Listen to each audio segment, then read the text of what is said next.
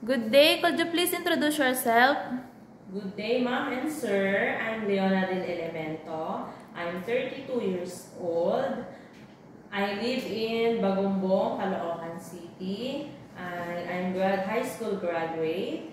I'm single, but I have a live-in partner.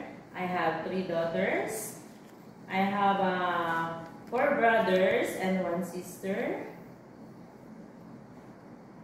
Tell me about your working experience as a domestic helper. My working experience here in Philippines as a domestic helper, years with my one employer, washing the clothes, ironing, vacuum, cooking, marketing, and taking care of kids.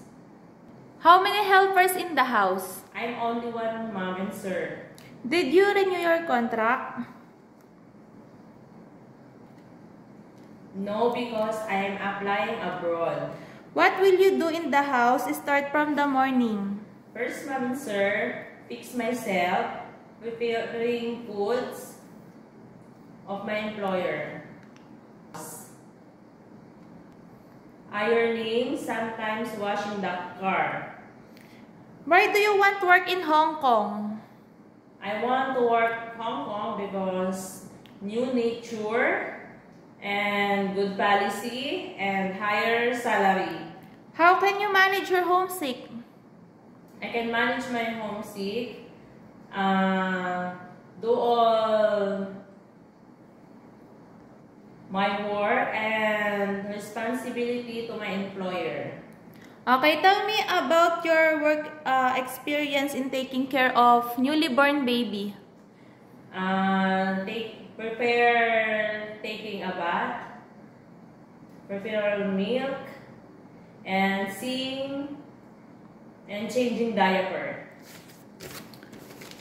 What will you do if the baby has a fever? I check temperature of the baby and I call my employer. Do you have experience of taking care of taking care of elderly? No, ma'am, but I'm willing to learn. Okay, can you promise not to break your 2 years contract, and how could you manage it? Yes, I promise. I promise not to break 2 years contract. I can manage it by showing positive attitude to my employer. I promise to finish whatever commitment signed with them. Can you sing a song like nursery rhymes? Yes, ma'am, I can sing. Johnny, Johnny, yes, Papa. Eating sugar, no, Papa. Telling lies, no, Papa. Open your mouth, ha, ha, ha. Okay, tell me about your cooking experience. My cooking experience is like adobo, Bicol Express, like Filipino foods. Willing to cook Chinese food. I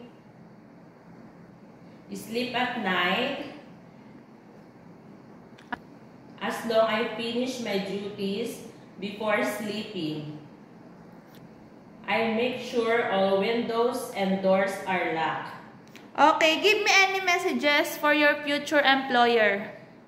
To all my future employer, please choose me as your domestic helper because I'm a trustworthy person, honest, and hardworking person. Okay, thank you.